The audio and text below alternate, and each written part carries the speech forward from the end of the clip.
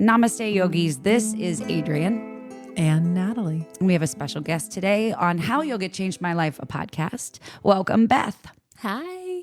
We're so excited you're here. We're very excited. Thank you. Beth works with us. She just started working with us at the club we teach at and train with, and we love her. And Yes, I met absolutely. her. When did I meet you? May? No, it was before that. Was it really? It was your first Oh, yeah. time to the club. So that would have been in probably October, maybe? That's what I'm thinking. Yeah. So it's Oh, wow. almost a year we've known each other. Yeah. Which is crazy because Beth came to audition and I just was like, I love her. Like I wanted to just put you in my pocket and take you with me wherever I went because you just have this great bubbly energy. There's something about you that's just like, I love her. Like I felt connected to you immediately. Very personable. And she was going through a lot at the time. Yeah. And I that's why I said to you, here's my info, reach out. Yeah. You know, like I'd love to get in touch with you. Yeah. That's Oh my God, That's constant. yeah. Hold on, let's see if we can hear it. Because I swear to God, my neighborhood, every fucking day, all hours of the day, somebody's mowing their goddamn lawn or they have a No, leaf it's blower. the leaf blowers. I swear, I think I attract leaf blowers. I I'm not can't. sure I've ever gone 24 hours without seeing one. I've never, ever know in where my I am. life. That's never. so weird. No, it's the most annoying thing. I go outside and it's like silent for a second. Then all of a sudden it's like, I'm like, God dang, I just want 5 minutes of fucking no leaf blower. I know. I agree. I hate that. I'd much rather listen to a dog bark incessantly than a leaf Really? blower. Yeah. Oh, I find like leaf blowers like soothing. Do you? Yeah, like white noise. Yeah. Really? Yeah, I'm like, oh. Okay, total tangent. Let's get back on track. Okay. So So it's been about a year since we met you thank first. you. Yes, See, that's yes. what I love about Natalie. She can just Natalie's rope us like back right in. back. Yes. Well, I've only known you a short time. I met you this summer. Yeah. And I've been impressed ever since. Oh, thanks. So, Beth, tell us you can just kind of introduce yourself if you want to first. Okay. So just introduce yourself. Who is Beth and how are you here today? Okay. Well, how long do I have for my introduction? Think about an elevator pitch. Okay. You're going up an elevator with So me. like 2 minutes. Yeah. Okay. That's a cool. tall building. Well, I aim high. There we go. Good. Hi, y'all. My name is Beth. I grew up in upstate New York, and I studied dance professionally, ballet and modern in college. And I actually moved to the DC area in 2012. And it was there that I started getting into yoga. I know we'll get to that in a little bit. I have 3 boys that are my whole world. I moved to San Antonio last year. And so I know we'll get into a lot more later on. Yeah, So we will. Yeah. That's just a little peek, right? Yeah. That's just a little elevator pitch. Yeah. So Beth, you started yoga in the DC, Maryland area. Technically before. So in good. college. So tell us that first experience, your origin story with yoga. Oh, okay. So origin. Mm-hmm. All right. So when I was in middle school. Good.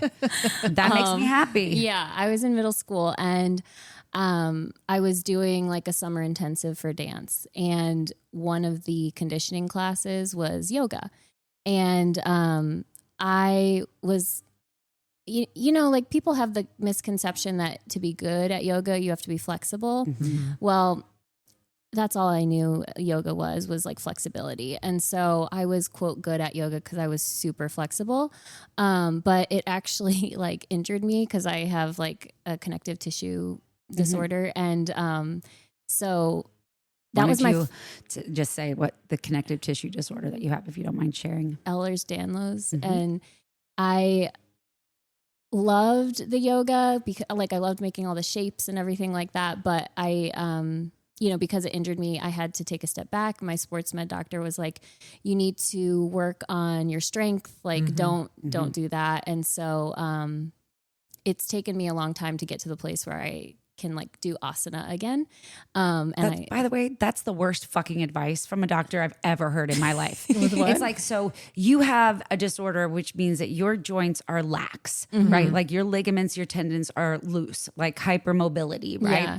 And because of that, we do need to strengthen, because I don't know if I actually have that same disorder, but I am hypermobile. I do have a lot of joint issues and a lot of laxity in my tendons and ligaments. So when I think about that, right, I think about, yes, I need strength, but I need stability. Yeah. And what is yoga?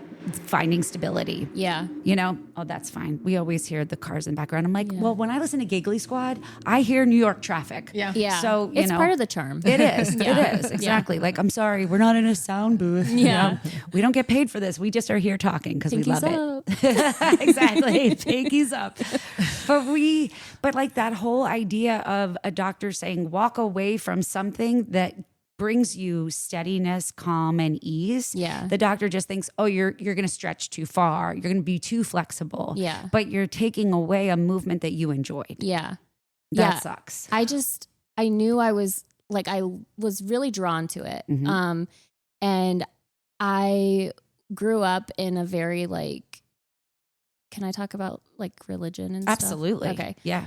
So I grew up in a really like conservative family. And if my mom knew that I was doing yoga as conditioning, she would have flipped out, because she would have been like, oh, that's like against our religion and everything like that. What kind of religion? Which one? Like evangelical Christianity. Yeah, we've had people on that have come from different backgrounds. Similar experiences. Yeah. Jehovah's Witness. Yeah. Like we've had a lot of different people on. We had a Methodist preacher on. We had a Catholic master's degree woman. So it's like in our opinion, we need to talk about that. It's sure. important. It's important because being whatever your religion is knowing that yoga isn't about worshiping anything else but whatever you want to worship. Yeah. So if you want to worship God, you can worship God and practice yoga. Right. They don't compete. Right.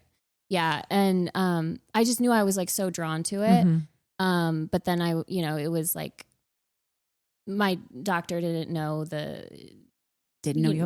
yoga. And so I stopped doing the asana, but then in college, I had more conditioning classes, and some of them were yoga. And then one of my classmates, because I was a dance major, went away for the summer.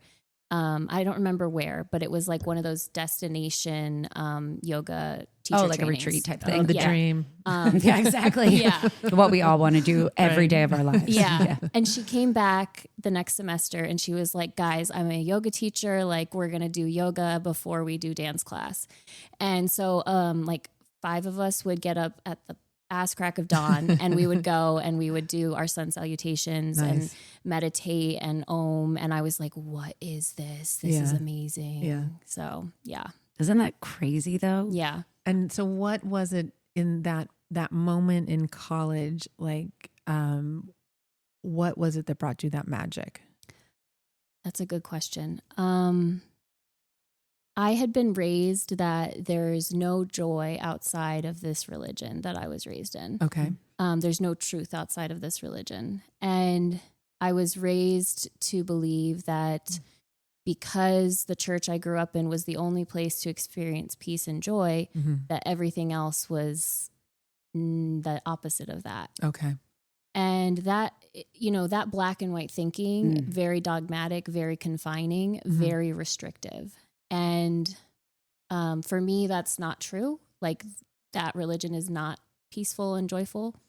And for the first time doing yoga with my friend who was a new teacher, I felt this joy and I felt this peace that I was like, I feel like this is what my religion is telling me I'm supposed to be feeling. Yeah. And it wasn't like, and again, it wasn't like a religious experience. It was a spiritual experience. Right. It was a connection with your source. Yes. Right. Yes. Like we can't, if you think about it, you know, the idea of like a witness theory, like if you witness a car wreck, right? And like you witness the car wreck and you remember the color of the car, what happened, all this stuff, right? And then you have to tell the police officers what happened in the car wreck. You were the witness, so you have to describe what happened. Well, every time you go back to that reference of the experience, you're getting further and further away from it. Right. And so then you end up blurring or forgetting or details get lost, right? So this idea of like, what is my source is always going to be different than what your source is, because we see everything differently. So whatever the source is that brings you joy, God, whatever, right? Like that's what religion should be about. It should be about appreciating the body that they gave us, that our source gave us. And I'm saying source just to try to not be like religious in any way, shape, or form. Like we're not, this is not a religious podcast. You know, this is just about yoga, which is connecting breath with movement and connection. Yeah. But to use your word connection, that was the moment you felt connected. Yes. To something. Yeah. And it's nuanced and layered because there were other pieces of my life that still made at least what I knew of yoga, the asana, hard. Sure. I had a very bad eating disorder, like starting around age 12. And up until really recently, it's been a big issue. And when I eventually trained my 200 hour, and we can talk more about that, or whatever. When I did train I had just had my second child, and I was losing the baby weight, quote unquote. And something about, I trained at an Ashtanga Vinyasa studio, and something about like how technical it is and everything like that, like triggered that OCD part of the eating disorder. And so I can understand that from like a Ashtanga primary series, and the fact that it's a lot of like, hey, we're going to force your body into this position, right? Back in the day, it's not that much anymore. It's I think it's softening. It seems to be softening, but hopefully, but it's very technical. Yes, yeah. So that made it a different kind of challenge, and later I want to talk about how that like affected my journey through yoga, but yeah. I think that's really, I would like put a pin in it kind of thing, because I do think that's really important that we talk about, especially coming from your background with dance too, and technical skills with dance. Right. So you found it in college, and then you, from that point forward, you would just practice with your friends in the morning kind of thing, right? So then what happened after that? Well, I was in college, and I was practicing yoga with my friends, and actually thinking to myself, I would love to go like be a teacher or something like that. Seems really cool. But at the time I was studying dance pretty intensively, and big shift in my life. So I was studying with a company in New York City, and at the final showcase performance, I couldn't spot correctly, and I couldn't remember what direction I was supposed to be on stage. Like, it was awful. It never happened to me before. And that day, like, I left after the performance, and I was like, oh my God, because I had been talking with one of my professors about like contracts, and talking with this company about contracts and things like that. And I left, and I was like, oh, it's all ruined, blah, blah, blah. And something was wrong, and I didn't know what. So spotting is when you turn. It's when you turn. Being able to keep your... Oh, okay, good. Because I just thought you were like, I couldn't remember the steps. And I was like, I understand that, like stage fright kind of thing. But then now it makes more sense. Yeah, like you look at one spot. When you turn, you look back at it real quick. Yeah, it's how you keep your bearing. That makes sense. Yeah, and I couldn't do it. Like, and that's like a basic thing. And so I went on, like, left for vacation that evening, and the next day I was like, something is not right. And I was going through the grocery store, and I was like hungry, but everything looked awful. And then I was like, oh no. Oh no. Oh no. I know what it is. Oh no. Clear Blue Easy. Yeah. We all know what it is. And I said to my partner at the time, I was like, you need to go get a pregnancy test. And he was like, you're not pregnant. And I was like, yes, I am. Oh my gosh. And he's like, you're not. Something's not right. Yeah. There it is. You can edit this out if you want later, but literally was on 3 forms of birth control. Oh my God. Yeah. You were like, not getting pregnant, and definitely okay. So a chastity belt would have been the best form of birth control for you. Yeah. So like, sorry. Yeah. So anyways, of course I'm pregnant. Yeah. Yes, I'm pregnant. Yeah. And that was a huge change in my life because my partner at the time was applying to medical school, and I was like, I'm going to be a dancer. You in had New York. contracts ready. Yeah. And I was like, this isn't going to work. Like how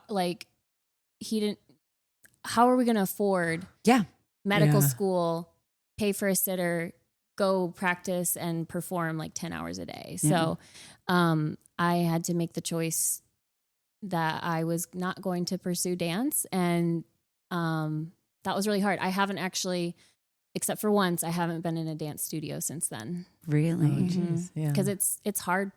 It's I can hard. imagine. Yeah. Yeah. So, but that actually opened up the door to yoga. Mm. So eventually I had my son, and then my partner at the time got into medical school, and that's why we moved like to the DC area. Mm-hmm. And I had my second son, and then I saw was it on social media? It was 2014. They had Instagram then, right? I think so. Yeah. Yeah. I'm pretty sure. Or Okay. Facebook at Yeah, least. something. They had something. Yeah. And I saw an ad for yoga teacher training, and I was like, So I started doing the research, and I was like, I'm going to find the best school I can go to. That's the first time I've heard that. I always tell people, I'm like, do your research, find the right school. And it's like, well, this guy said I was really good, so I went and did his teacher training. Oh, no. Yeah, exactly. So I credit that to like the dance world. Like technical. you've got to sure. know what you're getting into, and like, just because, So I did my research, and I found this place, and they had an extensive application process and like an interview Nice. process. Like, Holy cow. yeah. Wow, So I I was love like, that. okay. So I was like really nervous I wouldn't get in, and I got in, and it was like an amazing experience. It was, Very cool. yeah. Now, when you did you do it like, how was it set up time wise? It was done in, I think it was 4 months. So we had like, I think it was 10 days straight where we did like full days. And then after that, it was every other weekend, I think. Mm. And it was just a phenomenal experience. Phenomenal. Very, very cool. Yeah. I think that's really important. It's like you went from, having a career in dance and movement, right? And then kind of had this blessing of a child and then another child, Yeah. that kind of interrupted what you thought was going to be your career. But then Yeah. yet here you are in the movement career again, Yeah. right? And Yeah. doing something that back in the day, you didn't think you were going to be allowed to do, or that it was the right thing to do. Right. That's quite a big shift. And like going through what you've been through with your body. Yeah. That's I a lot. also think that if I hadn't had my kids, I have a third son as well, but he came a little later. He's 5. If I think my kids saved my life, because there was the eating disorder. And I think if I had been in the dance scene, I was raised so sheltered. Mhm. I wanted to try and experience life to its fullest. And I feel like I didn't learn as a teenager how to modulate myself because my parents controlled everything. Gotcha. Mhm. And I feel like if I hadn't had my kids tethering me, I might have, I don't know if I'd be alive. And I say that like honestly, No, I like understand. not dramatically, like Yeah. just matter of fact. Yeah. So What's your relationship like with your parents now? it's interesting because I love them dearly, and they don't know a lot about me right now. They live obviously in New York. I live in Texas. I haven't lived near them in a long time. And so my life has developed and unfolded in a lot of ways that they just aren't aware of. So I always try to maintain as close of a relationship as I can with them, but in a lot of ways it's surface.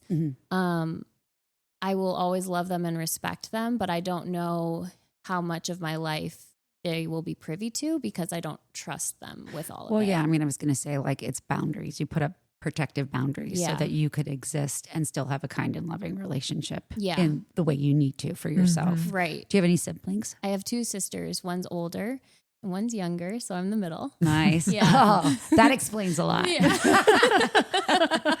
So as far as your sisters, what's your relationship like with them? Where are they? I'm so close to both of them. They're both in New York. My older sister actually is a like PhD doctor. Ooh. And she actually lived in Texas for a long time. So it's funny because when she moved to New York, back to New York, I moved to Texas. Oh my gosh. Yeah. So she taught at Texas Tech. Texas State. Are we allowed to say? Yeah, you can say Oh, it. Yeah. okay. She taught at Texas A&M. Oh, Texas A&M. Yeah. Oh, Okay. she's smart pants. She is a smarty pants. Yeah. What is her professoring in? She does. I don't know what you say. I don't know how you say that. That's not how. That's just not how. Took a swing and a miss. Swing and a miss. Well, what do you say? What's her doctorate in? Oh, thank you. Smarty pants. Something, I always get it wrong. It's something with communications, but fun fact, she was the first person to study how memes affect political content. Oh, wow. No way. Holy cow. If you look her up on Google Scholar, she's quoted like over 800 times. Stop. That's amazing. Yeah. Very That's cool. so cool. Yeah. We should get you should get a t-shirt I made should. with her quote on it. Like one of your favorite ones. She literally, you know how you see those Twitter things? I can say Twitter. Yeah, You can say all this stuff. yeah, you Okay, can. okay. Yeah. She got in this Twitter argument about one of her areas of study, and this guy was like, "You need to read Huntington et al." And she's like, "I am Huntington et al." Oh my God, stop. Yeah. That is That's hilarious. Yeah. Try that woman splaining. Yeah. So like, That's amazing. She's badass. Yeah. That's amazing. I love Yeah. that. Yeah, you got to get like her best quotes, like I do. top 10 best sister quotes ever. Right? That's very cool. That's Yeah. amazing. And then my younger sister is, she's always wanted to be a stay-at-home mom. And so Amazing. she actually, this was hard for her because she didn't get pregnant. She and her husband tried for like, I think 8 years. Oh, wow. And here I was. You're like fertile myrtle. Yeah. And so that was really like heartbreaking.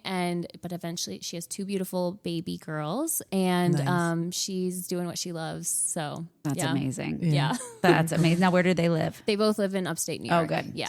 So that you get to see them when you go home and everything. I do. Not as often as I'd like, but Yeah. Well, New York's far. yeah, it's far. Unfortunately. So what we kind of went out of order of some of the questions, but let me think back to where I wanted to go. When did others notice a change in you after you either became a teacher, started practicing yoga, et cetera, et cetera? That's a good question. Probably pretty immediately after my 200 hour, I would say. I went through a big transformation throughout and after my 200 hour. I decided to stop attending church and it just didn't resonate. And I was learning so much about the science of yoga and all the other limbs of yoga that, again, not as a religion, but as the way things work. And the world didn't make sense through my religious worldview anymore.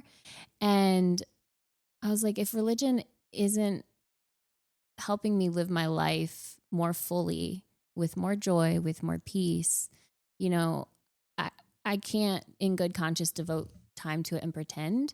And so, And you can say that about anything. Absolutely. Yeah, 100%. Yeah, Yeah. Absolutely. Yeah, this is my personal, Yeah. it's different for other people and I respect that. But I think it was, can we go deep? Yeah, absolutely. Please Okay. take me there. All right. I'm So with you. That was like, I think also the turning point in my marriage. I'm divorced now. What I was But going to ask was your partner in the same religion? yes. Okay. That's a big deal too. Yeah. And, we were high school sweethearts and he took it really hard that I stopped going to church. And I understand that. Absolutely. Yeah. But it was, I think, even though we didn't get divorced for another 12 years or so. Oh my gosh. Yeah. It was like the beginning of the end. Yeah. And I see it now. I actually, so I went to yoga teacher training. I had this like big inner transformation. I didn't go to church anymore. And I was just figuring out the world, and I had 2 baby boys, and I was learning how to interact with the world in a measured way and make all those frontal lobe adult decisions that I hadn't been able to make as a teenager. How old were you at this time? Let's see. I think I was 25. Okay, there we go. Holy Yeah. cow. Yeah. Really right at the young. time. Yeah, but that's right at the time of like prefrontal cortex is now being fully developed. Oh, They yeah, say yeah, right around absolutely. 25. Right. Right. And it was just this big shift. Mhm. And after that, the eating disorder comes into play again. Yeah. So I had all this stuff. I was starting to like pursue teaching yoga and stuff like that. And the eating disorder reared its ugly head. I had a pretty bad episode. I ended up in the hospital. I'm sorry to hear that. Were you more, because like I was anorexic, so were you more anorexic? Did you do like laxatives or that kind of stuff, or was it more like restricting? Yeah. But I actually ended up in the hospital because of an attempt, Mhm. and I, like lost hope. Yeah, And I get you. yeah, it's there's a lot more to it. Yeah. There was the trouble in my marriage, and Well, the connection with your family by walking away from a religion, by Yes. feeling like an outsider, by feeling like I'm not Yes. supported, by feeling I'm not good enough. Yeah. Right. Your technical skills. Right. You're wanting to be kind of Yeah. perfect. Right. Yeah. And I found that at that point, when the eating sort of got bad again, yoga it stopped being a safe place for me. Okay. And we're going to get to the other outside of that. But Yeah. for when I overdosed and, for 2 years, I like walked away from yoga too, because I was like, every time I would go back into the studio, that like perfectionism would get triggered and it would just like become not about the joy and the peace that I found at first. It was just like this outward expression of whatever. And so, yeah. And I always think about the brain as like the worst case scenario handbook, right? Yeah. And so it's like Yeah. the brain is always trying to be like, oh no, don't go back in there. Yeah. That's where shit goes wrong. And it's like, no. Yeah. Shit went wrong in my head, in my body, in the Right. way I was seeing myself. Right. It wasn't the studio. In fact, the studio is the place you need to be. Yeah. And if your brain is fearful, Right. it Right. could happen. It could happen for sure. Yeah. Because then your brain's like, don't go back in there. Yeah. Yeah. And that's the best place for you to be. Right. So was it the rigidness and the perfectionist tendencies, perfectionist leanings of the type of yoga you were practicing that become triggered for you, or was it? Well, I mean, I guess what I'm asking is, what was becoming triggered? Like, how did yoga go from being peaceful to being triggered? Was it? I got quickly a lot of attention when I started, like, when I graduated from teacher training and when I started, like, this studio I went to was and still is like the best in the tri-state area. It's really good. I quickly got a lot of attention of like, oh, you're going to be such a good teacher. You're going to blah, blah, blah. And it was in DC, and, there's a lot of like high powered people there. And so there would be a lot of like professional dancers that if they were traveling through, they would come to class and everything like that. And I would, they would make comments about how like my form was so good or technique was whatever. And for me, like that wasn't what I wanted yoga to be. I wanted to get away from all that. Okay, yeah. So, yeah.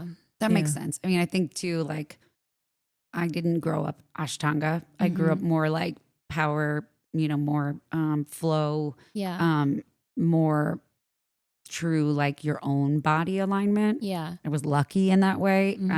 And yeah, I did like Bikram and I did do all those I did Ashtanga. I did all of those hard ones too. Yeah. But it was almost like I would get mad in those classes because I'd be like, fuck you. Yeah. I don't want to look like that. I'm not doing it that way. That doesn't feel good. Yeah. Fuck off. Yeah. Leave me alone. I wish I had that strength at that time, but I just like was so But like you were conditioned. still really young. Yeah.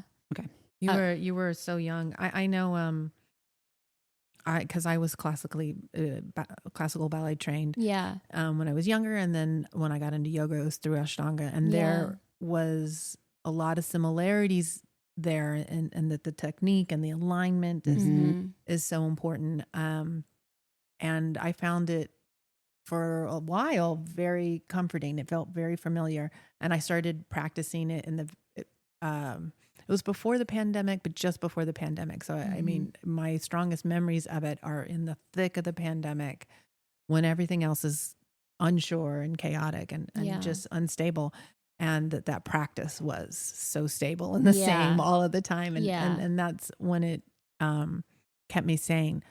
There's something to be said about that, right? There's something to be said about a consistent sequence, a set sequence of poses that you know that you don't have to, that becomes the moving meditation. Right. It did. Right. At that point in my life, it really was. And we all remember, spring of 2020. Like, Exactly. Exactly. So it's like, let me have some consistency in my life, and coming from religious background that it's black and white. Yes. Right. And Ashtanga is black and white. Right. And traditional classical ballet is pretty black and white. Too. Right. And so it served a moment in my life. But I will also say, then I reached a point where it didn't. And it's just, I mean, there isn't anything bad or wrong. It's just it did, and then it didn't. I think the thing that I would like to see about Ashtanga kind of conquer is the stereotype of the alignment looking the same in everyone's body, and more about let's make it look like this person's shape and their body, and their perfection is not there. Okay. So Natalie's kids are about to walk in the house. Okay. We're going to take a pause. Yeah. Okay. We can pause for a moment. All right. And we're back. You didn't know we took a break, but we had to. So we just need to make sure that the rest of Natalie's family got in the door, because I took over her house again on a Saturday, and she's got one of her son, Zach, and her daughter, Katie's visiting, and Joey came in. So we had to pause. And of course, with all of our mom brains, we can't remember where the fuck we were and what we were talking about. So we're just going to jump back into the conversation about, practicing yoga in a situation where you have an eating disorder, where you feel shitty about your body, where you feel like perfectionism, and some of the different styles of yoga can lean towards perfectionism. And as a human, and as coming from a background of religion that's black and white, and this is the way we believe, we are trained to repeat patterns like that. Yeah. How did you find your way back to peace and joy with yoga? You had all of that history, and it was interesting because I eventually, so after I did my teacher training and after I had my hospital stay, there were a couple years where I was in like intensive outpatient treatment. Good. And so I started getting back into like meditation and stuff like that by myself. And then I slowly started teaching like free community yoga classes, because I was like, I don't want to be performative. I don't want a spotlight. I don't want like anything. I just want to give this joy that I have to other people, and I want them to experience it. Can I interrupt you for 1 second? Yeah. Just because I feel like that's a lot of times. We talked a little bit about this the other day, but the idea that like free yoga, right? I kind of have a problem with free yoga because of the fact of what you just said, right? Yeah. You're like, I didn't feel like I should be paid for what I've learned that I want to share with someone else at that time, because of, maybe I just said it the wrong way, but more about like, you offered free yoga to people, but you didn't have to do that. You could have charged for it. Yeah. That's more of what I'm saying. Like the value of you was the hard part. That's true. Yeah. So you're saying it's a reflection of how she valued herself. Yeah. That you were coming out of a dark place where you weren't valuing your body. You weren't valuing who you were, because you were in this dark place of feeling like I'm not like I'm supposed to be, air quotes, right? And so the idea of like, I want to get back into yoga because you knew how good it made you feel. Right. And you want to share that with other people. Yeah. But I think that that's one of the things as yogis that if we can help other people that are starting in yoga, like community classes are important, but you paid thousands and thousands of dollars for your training, and there's still value in the space that you create for other people to come and join you. 100%. I think for me, it was definitely like not having the confidence. like if I don't have a studio backing me, then like, can I really do that? Right. But also like, I was also trying so hard to get away from any, attention from like, Right. in any way. Like Right. I just wanted to do yoga, you know, and not, yeah. So I totally understand what you mean. yeah, Totally understand what you mean. It's like, you didn't want it to be about you. yeah. I had like, and I've evolved a lot because I still don't want it to be about me, but I have gotten a lot stronger in who I am as a person. And so now when I get like good feedback, I'm like, that's great. I accept it. And then I let it go.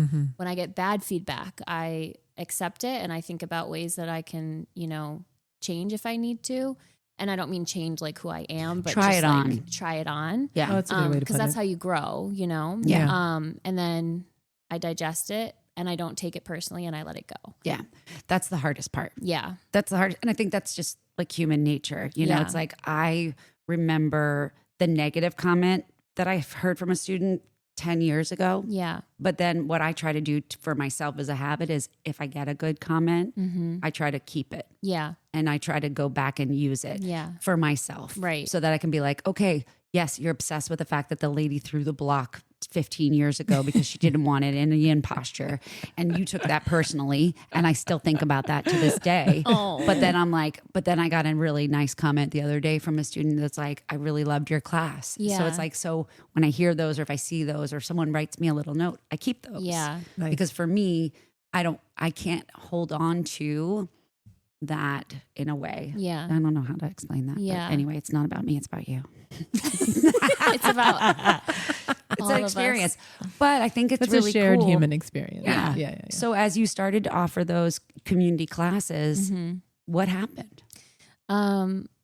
I started, this is where my interest in yoga therapy came in because I am studying yoga therapy now.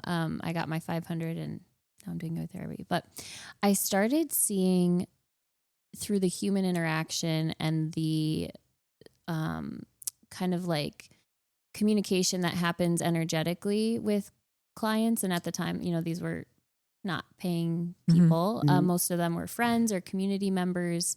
But I started seeing or hearing people tell me stories of like breakthroughs that they were having.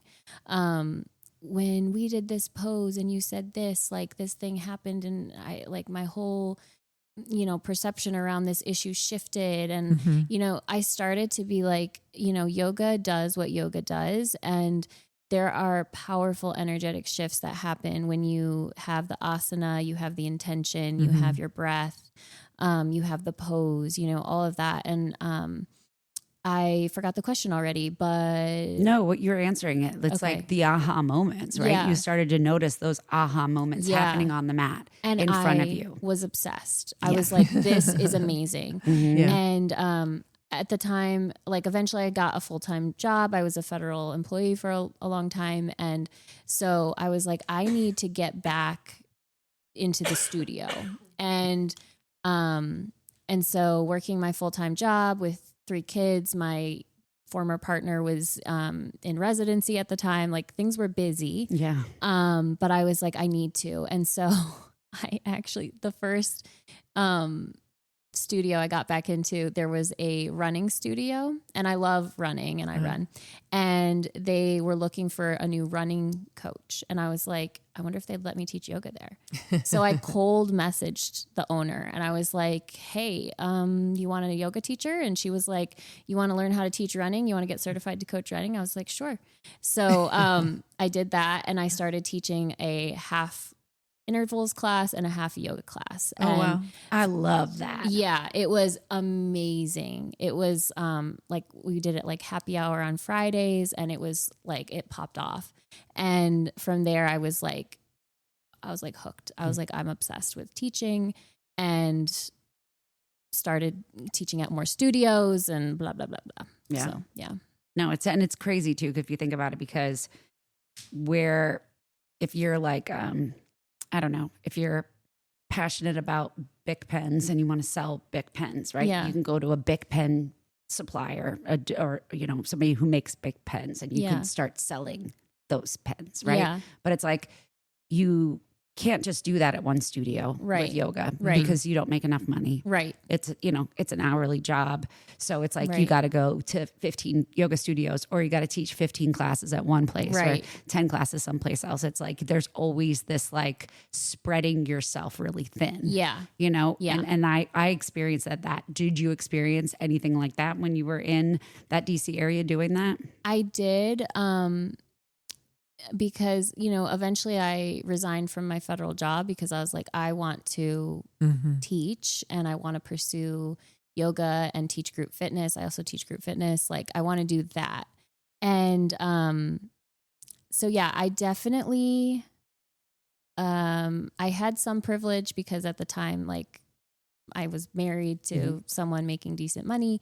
But I was like, in order to be successful, I need to like get these experiences and teach at all these different places. Yeah. And I also didn't have a lot of support from my ex. Right. You were saying that earlier too. Yeah. He didn't think it was a real job and like, that sort of thing. And so I definitely kind of struggled because I didn't feel supported. And so what's interesting, because it's like, you started to vibrate higher, right? You started to grow, you started to vibrate higher, and he started to grow and vibrate higher in a different way. Yeah.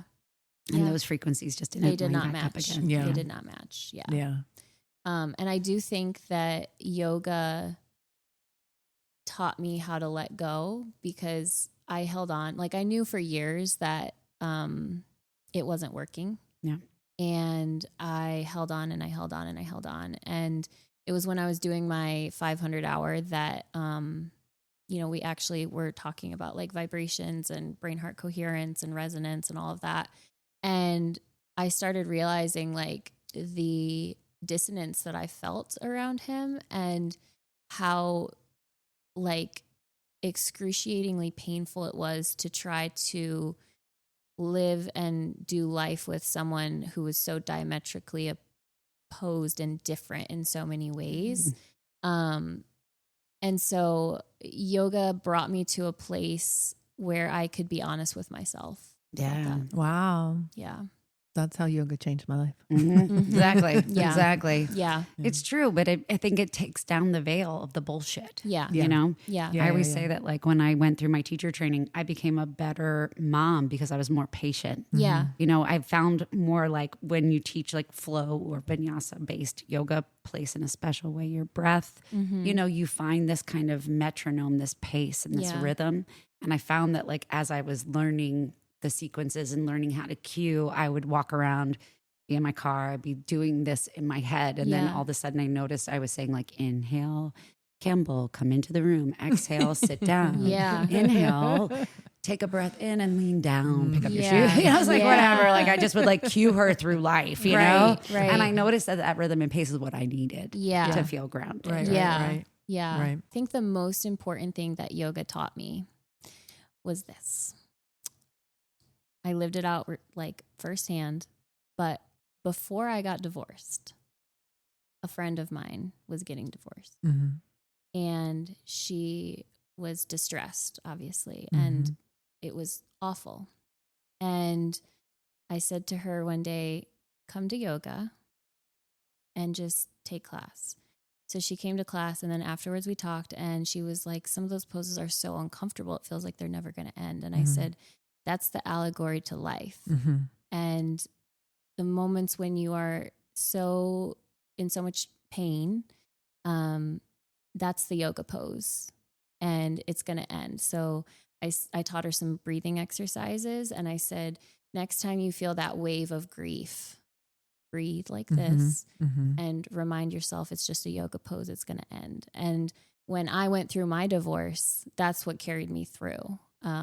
So yoga, the asana is just an allegory for the rest of your life. 100%. Yeah. So, well, it's interesting too, because one of the things you said a while back was I have this ability to, when I studied yoga, I learned more about the other limbs of yoga, right? That it's not just poses and movement. That's 1/8 of what yoga really, truly is. And, even though it feels like it can be opposite of religion, the real heart of, or if you like, you take all the bullshit away of what people think and you get down to the roots, the limbs of yoga. It's be nice to people, be nice to yourself.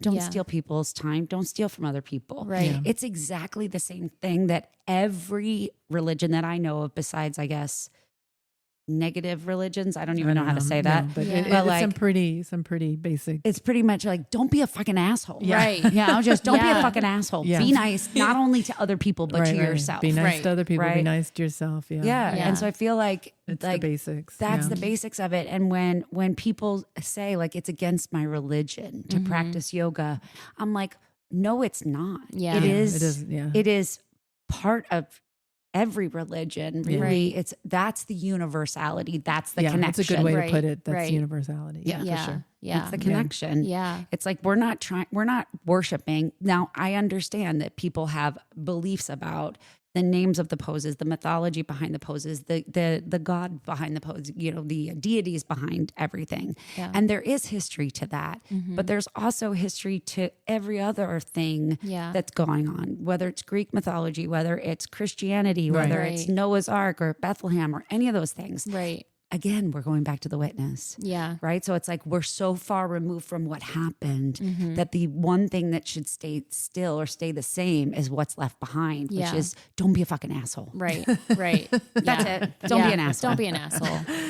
On that note.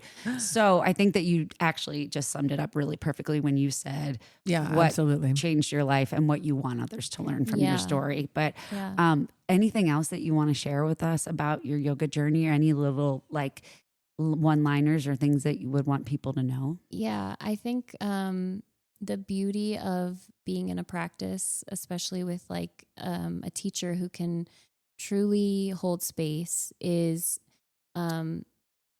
it's a little different from what you were talking about, the witnesser, as in like removing from something. Right. But the law of observation, where when you observe something, it changes. So when someone brings something to the mat, and whatever it is, yoga, breath, asana alchemizes that thing. And it's a beautiful process where you have a yoga teacher who's holding space for you to alchemize all of these experiences in your life. And from there, like, the observer, the teacher, is not changing you. They're just observing. But the change happens, the alchemy happens. And it's the same when you tell someone, observe your breath. Suddenly their breath changes. You didn't tell them to change their breath. Right. So I just love that. I love that. Yeah. That's beautiful. And that's true, because it's not like I can't make anybody do anything that they don't want to do. Yeah. Right. I can lay out a suggestion. That's Yeah. it. Like I always say, like, I'm just your yoga tour guide. Yeah. Like Yeah. literally, like you get to decide whether you want to do this pose or not. Right. I'm not going to make you do shit. Right. You know what I mean? It's up to you what your experience is. And, Right. and I feel like that's just a really nice way of saying it, is that as yoga teachers, we do carry a great responsibility to be a place and a space where people can come to alleviate their own suffering. Yeah. Yeah. I love that. Cool. Yeah. Thank you, Beth. Very This was Yeah. so much fun. It was. I really appreciate the conversation. I really Yeah. appreciate you being open to. And if you have any like links to different support groups or any kind of therapy or any kind of things that you were able to kind of use as resources during your rehabilitation, I hate that word. Journey. Yeah, journey, like your Yeah. growth, right? Right. From your eating disorder. Let's Yeah. share it so we Okay. can make sure that people have some links to some Yeah. really good resources. I'll do that. Yeah. And then where can people follow you? I'm on Instagram at Beth B. Allegra, all one word. And that's all. Perfect. Thanks so much, Beth. Thank you. I love you. Thank you, Beth. Love you.